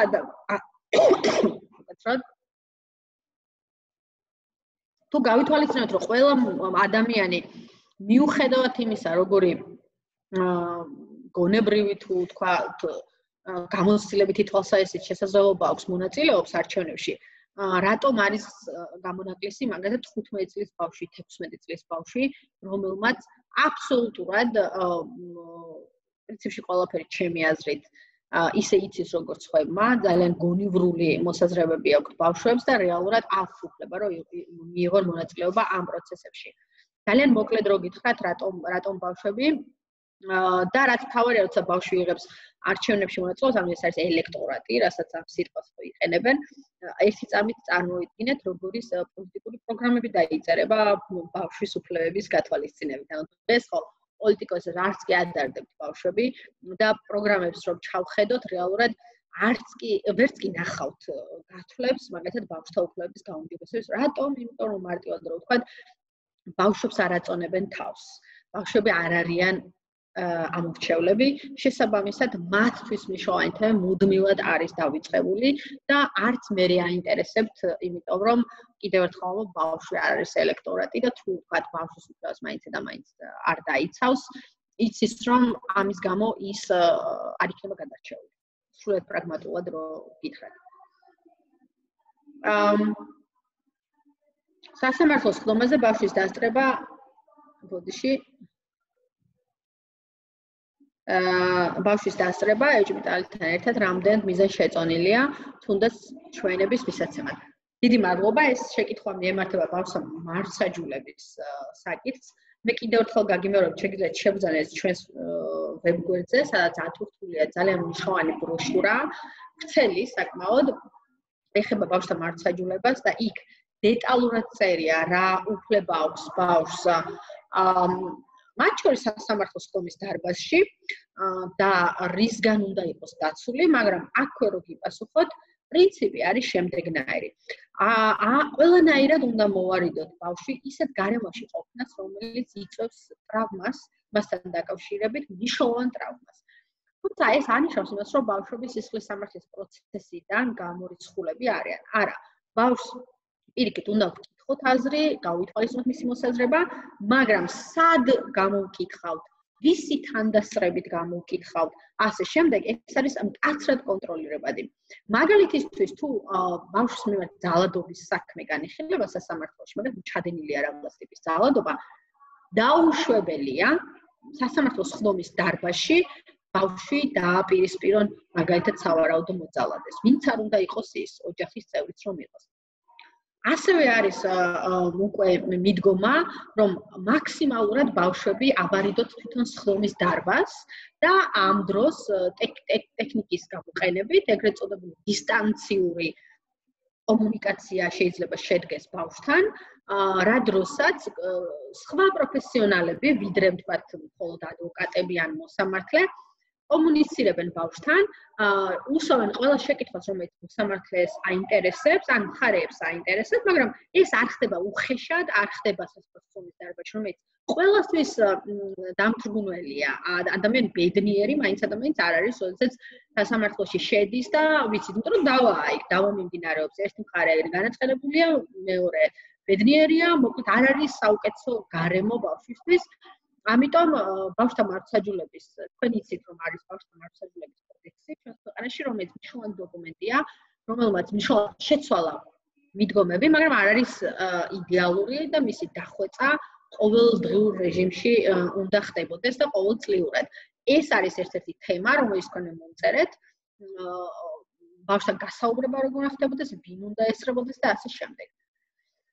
არის თუ არა კონვენციაში მუხლი ჰომოფობიურ ნიადაგზე ბავშვის ძალადობაზე. ანუ თუ მაგალითად ბავშვის საფრთხე ჰომოფობიურ ნიადაგზე გამოაგდეს, რა ხდება? ძალიან დიდი მადლობა ამ შეკითხვისთვის.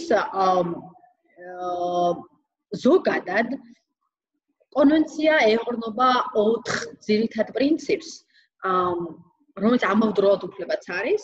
ერთ-ერთი პრინციპი არის არადისკრიმინაციას, ანუ თანასწორობის პრინციპი. მეორე მუხლით გარანტირებული კონვენციის, რომელიც ამბობს შემდეგ რამეს, რომ დაუშვებელია ბავშვთა დისკრიმინაცია ნებისმიერ ნიშნით. ეს შეიძლება იყოს სექსუალური ორიენტაციის, გენდერული იდენტობის, არ ვიცი, სოციალური წარმოშობის, კანის სფერის, შეზღუდული შესაძლებლობის, ასე შემდეგ. ეს არის ამოუწურავი ჩამონათვალი, ხო, ბუნებრივია. რა თქმა უნდა, დაუშვებელია ნებისმიერი სახის ძალადობა, ან ბავშვის შეურაცხყოფა, დამცირება, მათ შორის ბულინგი და ასე შემდეგ, მათ შორის თუ ის, თქვათ, ჰომოფობიურ ნიადაგზე არის, ეს კიდევ უფრო ამძიმებს დამნაშავის პასუხისმგებლობას. ასე რომ, ცალსახაა ამაზე პასუხი. ჰომოფობია ზოგადი, ესე ვთქვათ, ბოროტება ადამიანების მიმართ, მაგრამ განსაკუთრებული ბოროტება, როდესაც ბავშვის მიმართ ხორციელდება და რა თქმა უნდა, ასეთ ნიადაგზე წარმოშობილი ძალადობა თუ ბავშვთა უფლების დარღვევა ისჯება უფრო მკაცრად, ვიდრე ამგვარი საფუძვლის გარეშე. ამაზე ცალსახად მინდა რომ გივასხოთ ამგვარად და არა ორაზროვნად.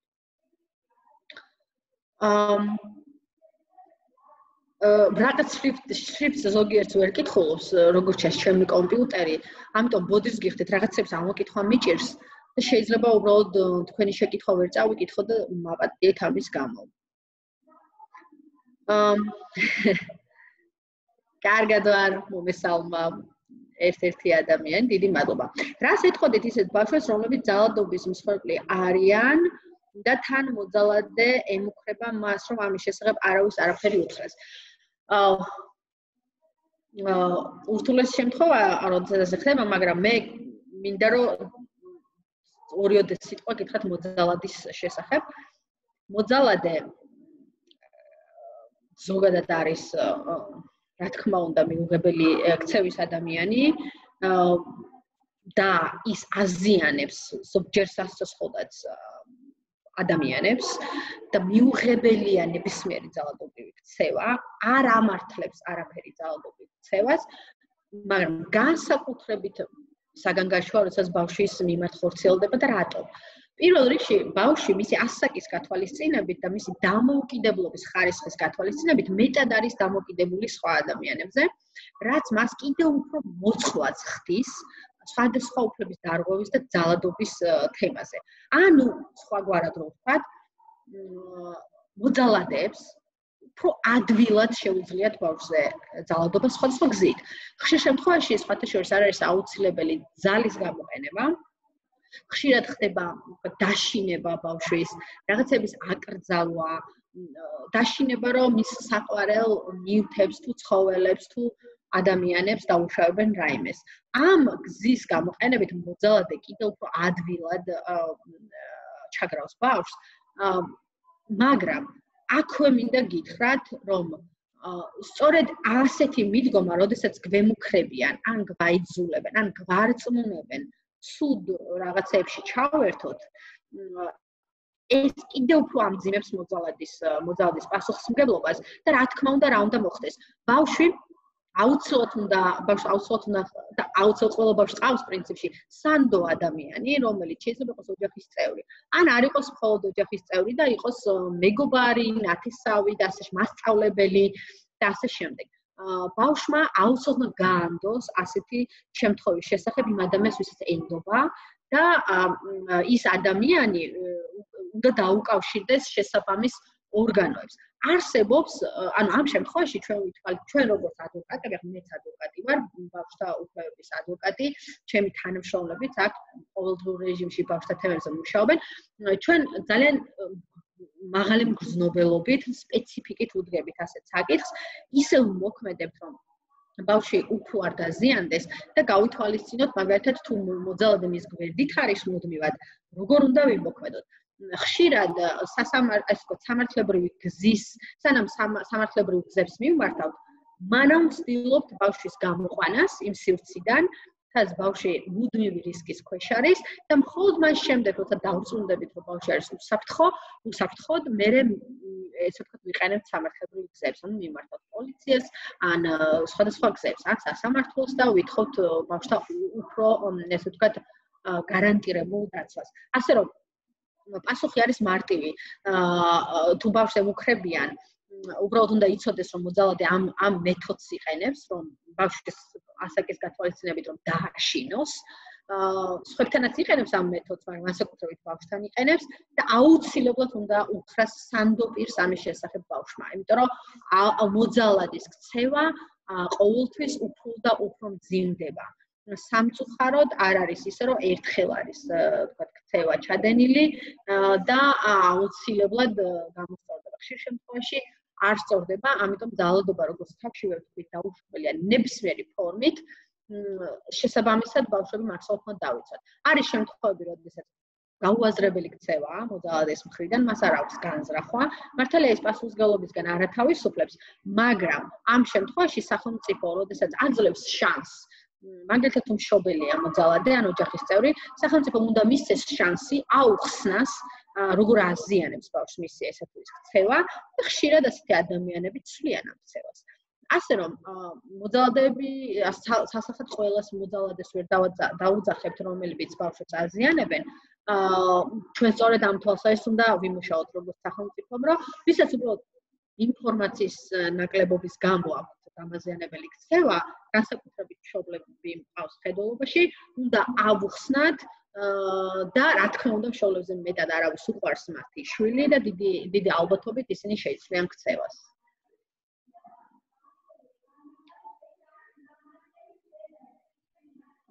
ხო, ისევ მსგავსი შეკითხვა, რომ ოჯახში არის ძალადობა და ბავშვს ესინია სამართალდამცავს, რომ მიმართოს. ამ შემთხვევაში რა უნდა ვქნათ? ყველაზე მოკლე გზას გეტყვით, პირდაპირ შემიძლია გთხოვოთ, რომ მიაწოდოთ ჩვენი კონტაქტები, ან თქვენ დაგვეხმაროთ, რომ დავუკავშირდეთ რამენაირად, ანუ გულისხმობ ბავშვთა, ესე ვთქვათ, უფლებადამცველებს და ადვოკატებს. ამ წუთას კი ჩვენ ოფისში სამწუხაროდ არ ვმუშაობთ ყოველდღიურ რეჟიმში, მაგრამ ჩვენს Facebook გვერდზე განთავსებულია მობილური ტელეფონი, რა თქმა უნდა კონფიდენციალობა გარანტირებულია, ჩვენ მუშაობთ მხოლოდ ბავშვის ჭეშმარიტი ინტერესის გათვალისწინებით და მოქმედებთ იქიდან გამომდინარე, რომ ბავშვი იყოს საუკეთესო მდგომარეობაში, არაფერს ისეთ არ გავაკეთებთ, რომელიც პირველ რიგში ბავშვთან არ იქნება შეთანხმებული, ამიტომ გირჩევთ, რომ თუ ძალადობის შემთხვევა და ბავშვი პოლიციაში ვერ ეკავს, ან თქვენ დარეკოთ პოლიციაში, ან დაგვიკავშირდეთ ჩვენ და ვეცდებით მაქსიმალურად ბავშვის დაცვას. რა თქმა უნდა, არ უნდა დავტოვოთ ასეთ გარემოში ბავშვები, ამ დროს, მარტივად რო ვთქვათ, ამ დროს საქმეში ერთვებიან სოციალური მუშაკები, პოლიცია და იმის გათვალისწინებით, რა ტიპის ძალადობას აქვს ადგილი, არის აქ განზრახულობა თუ არის პირობითად რაღაცის არ ცოდნა, სახელმწიფო ამგვარად მოქმედებს, ყოველთვის არ ნიშნავს. ესე ვთქვათ, დამაზიანებელი ქცევის ავტორის ციხეში ჩასმას, ასეთი მოქმედება, როგორც აგიხსენით, არამედ ხშირ შემთხვევაში ამ ოჯახების გადარჩენასაც კი ნიშნავს, როდესაც და ერთიანობის დაურღვევლობასაც კი მოასწავებს სახელმწიფოს ჩართვა. ამიტომ რა თქმა უნდა მივაწოდოთ ინფორმაცია სახელმწიფოს, იმისთვის რომ ბავშვი იყოს მაქსიმალურად უსაფრთხო. მოდით ორი წუთით მე დავბრუნდები ჩვენს სლაიდზე. ეხლავე. ვეცდები ეს არ მუშაობს ძალიან სწრაფად ჩვენი სლაიდი, მაგრამ რა ვშოს.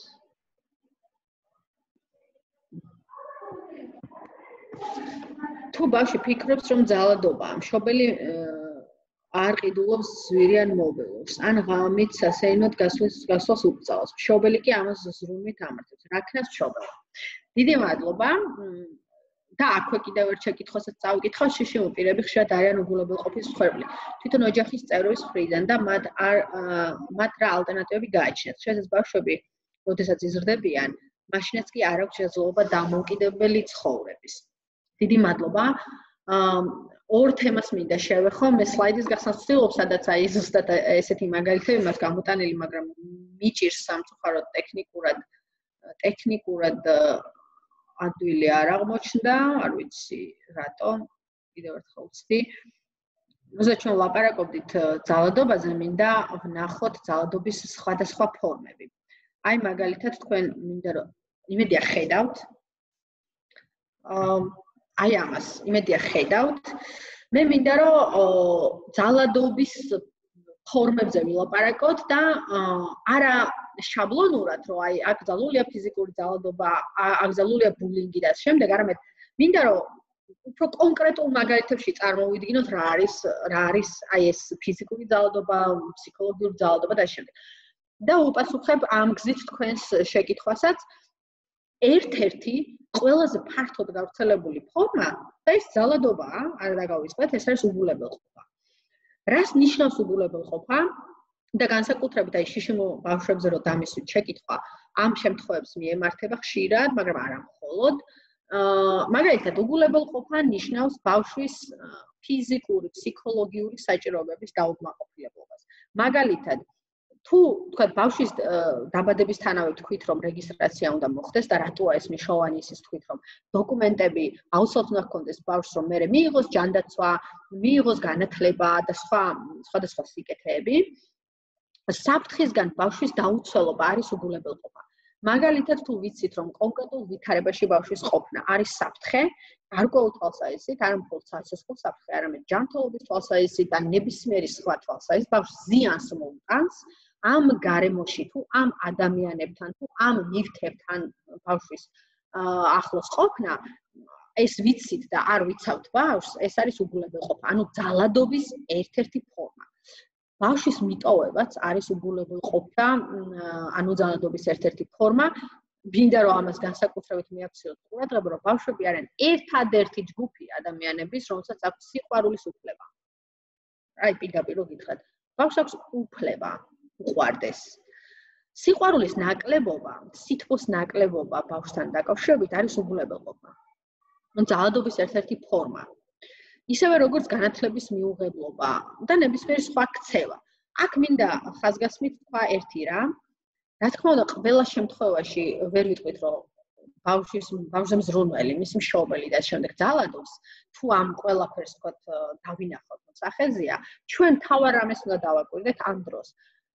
როცა მშობლებს აქვთ საშუალება, ცოდნა და ხელი მიუწვდებათ სერვისებზეო და მაინც არ აკეთებენ ამ ყველაფერს, ეს არის ძალადობა. ანუ მაგალითად, თუ განათლების სისტემაში ბავშვის ჩართვა, სკოლაში ბავშვის გაშვება, ბაღში ბავშვის გაშვება, მშობლებს შეუძლია, იცის როგორ გააკეთოს და მიუწვდება ხელი ამ ასეთ სერვისებზე და არ აკეთებს, მაშინ ეს არის ბავშვის მიმართ ძალადობა, უგულებელყოფის ფორმით გამოხატული.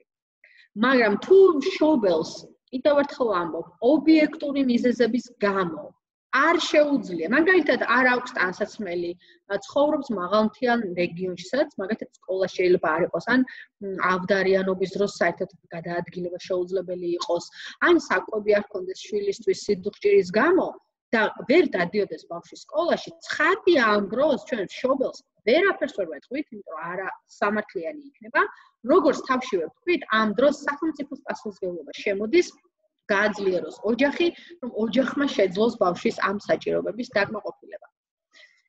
ფსიქოლოგიური ძალადობის მაგალითები ჩამოწერე, რომელიც მინდა რომ ნახოთ.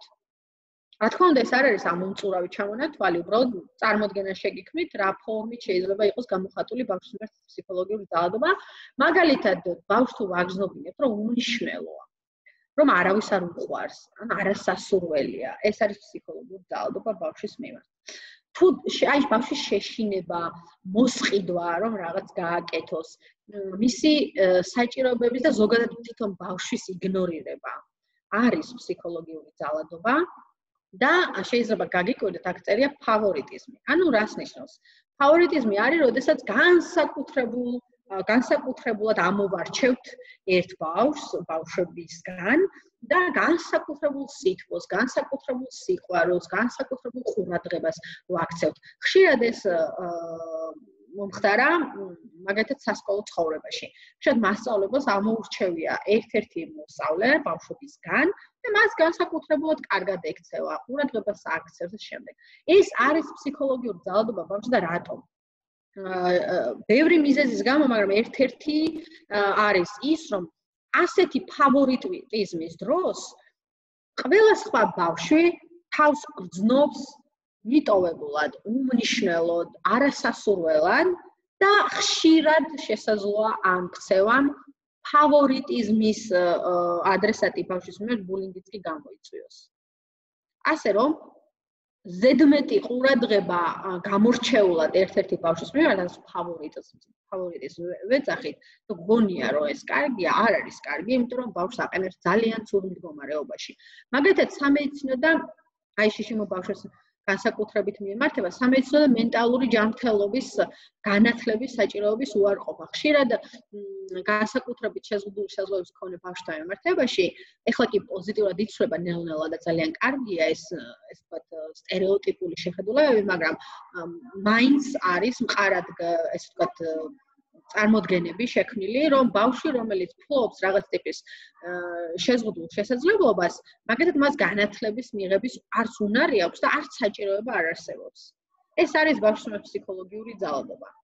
არის შემთხვევები, როდესაც ოჯახს ბავშვი არ დაყავს სარეაბილიტაციო ცენტრებში, იმიტომ რომ მიაჩნიათ, რომ ან ბავშვს არ სჭირდება, ან არაფერი არ ეშველება და ასე შემდეგ. ეს არის ბავშვის მიმართ ძალადობის ერთ-ერთი ფორმა. შეურაცხყოფაზე, დამცირებაზე, დამამცირებელი სახელების დაძახებაზე აღარ ვლაპარაკობთ, რომელიც არის ფსიქოლოგიური ძალადობა, დამამცირებელი, დამაკნინებელი სახელების, ზედმეტ სახელების შერქმევა, ან ზუსტად ვიცით, რომ ბავშვს ეს არ სიამოვნებს და თავს დამამცირებლად გრძნობს. ეს ფსიქოლოგიური ძალადობა, ოჯახში ძალადობისგან დაუცველობა. ესეც ფსიქოლოგიური ძალადობის ერთ-ერთი ფორმა. და რა თქმა უნდა, ეს ყველაფერი შეიძლება მოხდეს ონლაინ საშუალებების გამოყენებით, კიბერბულინგს რო ვეძახით. სანამ თქვენგან შეკითხვები ამოსული, სანამ იმ შეკითხვებს დაუბრუნდები, მინდა რომ ფიზიკურ ძალადობაზეც ვილაპარაკოთ. აქ რამდენიმე მნიშვნელოვანი შემთხვევაა და მინდა რომ თქვენც შეხედოთ. ფიზიკური ძალადობა თითქოს აი მხოლოდ რა ვიცი, მძიმე ძალადობას, აი როცა UNICEF-ის კვლევა ვახსენე, იქ არის საუბარი, როცა ეკითხებიან რა არის ბავშვის მიმართ ძალადობას როგორ აღწერთ, იქ ყველანი აღწერენ ხოლმე მძიმე ძალადობას, ანუ ცემას, სასტიკ ცემას და ასე შემდეგ. და ადამიანებს გონიათ, რომ მხოლოდ ესეთი მოპყრობა არის ფიზიკური ძალადობა. აქაც არასწორი წარმოდგენები აქვს ძალიან ფართო მასებს. მაგალითად, სხეულებრივი დასჯა. რას ნიშნავს სხეულებრივი დასჯა? სხეულებრივი დასჯა შეიძლება იყოს მაგალითად კუთხეში დაყენება ბავშვის. შეიძლება ითქვას, რომ საჯდომზე, თქვათ, წამორყვა, მსუბუქად ამბობენ, რომ ეს არ ტკივა და რატოა პრობლემა. შეიძლება ყოფილა შემთხვევები, როდესაც ბავშვი აიძულეს, რომ დასჯის მიზნით ოთახში ფეხზე მდგარიყო რამდენიმე საათის განმავლობაში. სკოლაში მომხდარა ესეთი შემთხვევა, როდესაც ბავშვი თითქოსად დასაჯა მასწავლებელმა და უთხრა, რომ ფეხზე არ მდგარიყო და არ დამჯდარიყო მთელი გაკვეთილის განმავლობაში, ჩქმედა და ასე შემდეგ. ვისი თქმა მინდა?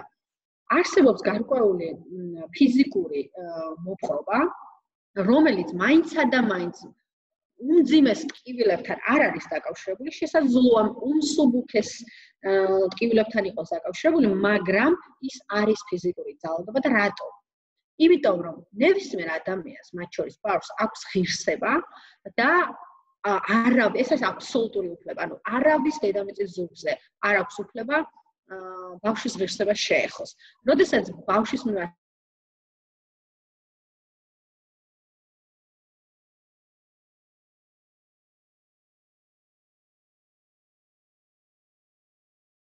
ცენტრში იდგეს, ის დამცირებლად გრძნობს თავს. ასეთ დროს ბევრ ქვეყანაში ასეთი ქცევა სისხლის სამართლის კოდექსით არის დაჯდა, დანაშაულსაც კი წარმოადგენს და ძალიან მაღალი საისჯელია. იმიტომ რომ ადამიანის ღირსება, პატივი არის ერთ-ერთი ყველაზე ძვირფასი რამ, რაც მას გააჩნია, განსაკუთრებით ბავშვთა მიმართებაში არის მნიშვნელოვანი ამას გავუფრთხილდე და პატივი ვცეთ. შიშიმო ბავშვებთან მიმართებაში ხშირად ფიზიკური ძალადობა, ძალის გამოყენებით არ ხდება. შეიძლება იყოს მაგალითად რაღაც მე ვახსენე კიდეც და გავიმეორებ.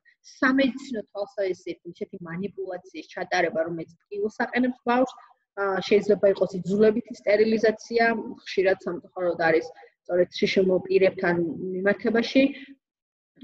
რაღაც სხვა მანიპულაცია სამედიცინო თქვა შოკური მკურნალობა და შემდეგ რომელიც ტკივილს აყენებს ბავშვს და გაგახსენებთ აქვე რომ შეიძლება კარგი მიზანის გქონდეს ადამიანს რომელიც ამას იყენებს, მაგრამ ჩვენ ვთქვით რომ ბავშვის მიმართ ძალადობრივი დანაშაული შეიძლება იყოს განზრახ ან გაუთხილებლობით ჩადენილი.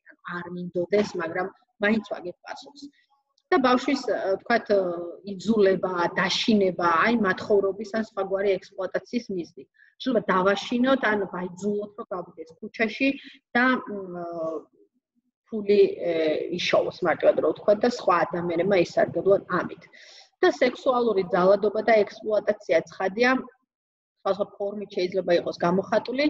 ბავშვის დარწმუნება მაგალითად ან იძულება, რომ ჩაერთოს ისეთ საქმიანობაში, რომელიც მას ფსიქოლოგიურ ზიანს აყენებს და ესეთ საქმიანობა შეიძლება იყოს გარკვეული სექსუალური აქტივობა. არ აქვს მნიშვნელობა რა. ეს არის დანაშაული.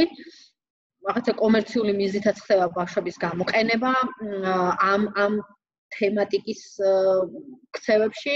შეიძლება ბავშვის აუდიო მასალა, ანუ ბავშვის ვიზუალი იყოს გამოყენებული სწორედ ამ მიზნით. ტრაფიკინგზე აღარ ვლაპარაკობ, ცხადია, რომელიც არის უმძიმესი დანაშაული ბავშვთან მიმართებაში. ეხლა ვეცდები თქვენ შეკითხვებსაც დაუბრუნდე.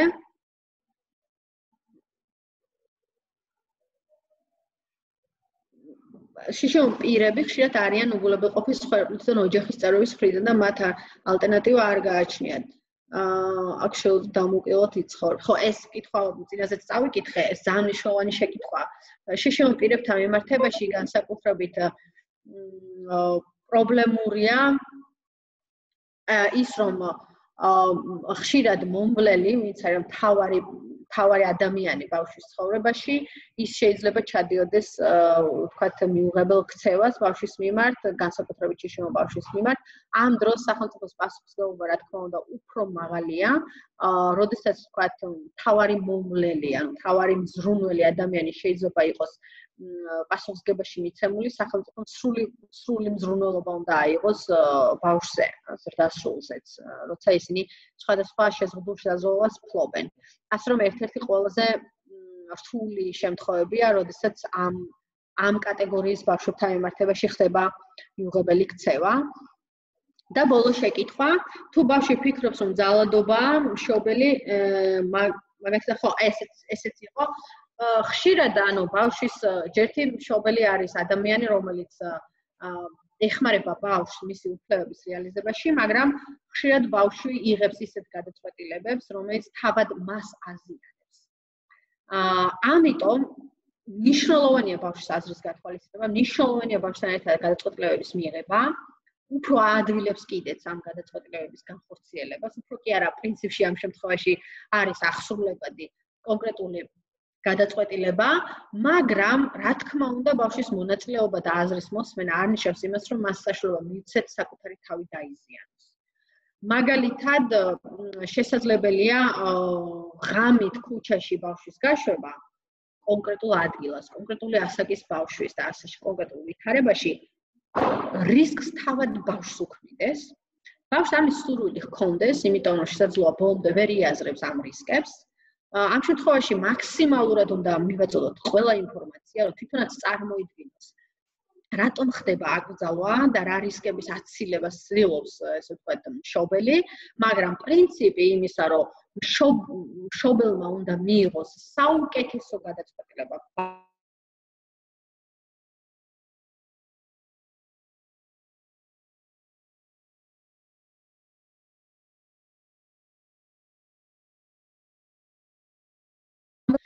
ამიტომ უსაფრთხოების თვალსაზრისით ხშირ შემთხვევაში, რა თქმა უნდა, ადამიანები არ აძლევენ ბავშვს საშუალებას იმოქმედოს ისე, რომ საკუთარ თავს შეუქმნას რისკი.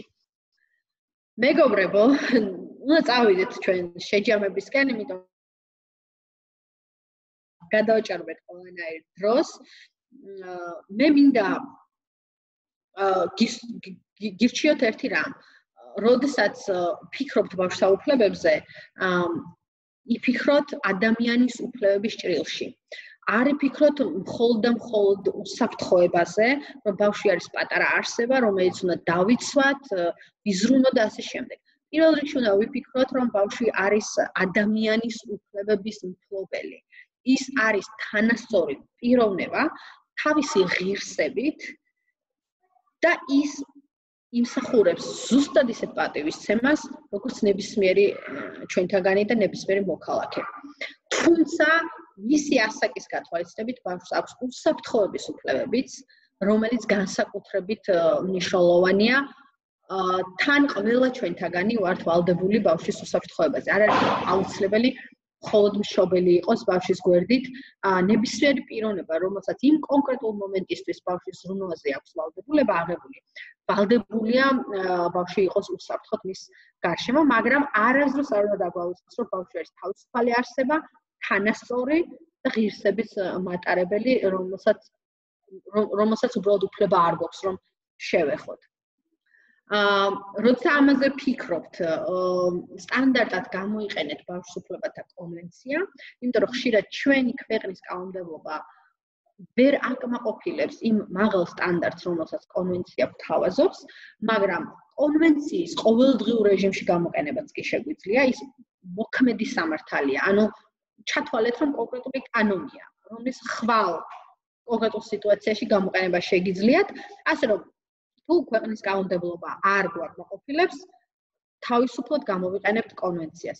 კონვენცია კი საკმაოდ მაღალი სტანდარტით იცავს ბავშვის უფლებებს, განსაკუთრებით ბავშვის უფლებას იყოს უსაფრთხოდ და ყველა ფორმის ძალადობისგან დაცული.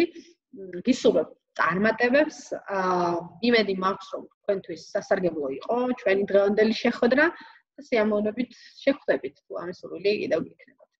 კარგად იყავით. ძალიან დიდი მადლობა ანა, ძალიან დიდი მადლობა ყველა მონაწილეს დისკუსიაში. მე მგონი ანა დამეთანხმება, რომ ძალიან საინტერესო კითხვები დაისვა და მთლიანობაში ძალიან საინტერესო ვებინარი გამოვიდა. დიდი მადლობა ყველას, ვინც ესწრებოდით და შეგახსენებთ, რომ ამით არ დასრულებულა ვებინარების ციკლი. ხვალ გელოდებით ვებინარზე, რომელზეც ევროკავშირის დელეგაციის წარმომადგენელი ნინო სამუელიძე ჩაატარებს ევროკავშირის შესაძლებლობების შესახებ, რაც აქვს ევროკავშირის ახალგაზრდებისთვის. შესაბამისად, გთხოვთ, რომ შემოგვიერთდეთ ჩვეუდროს ხვალ 15 საათზე. დიდი მადლობა ყველას კიდევ ერთხელ და სასიამოვნო დღეს გისურვებთ.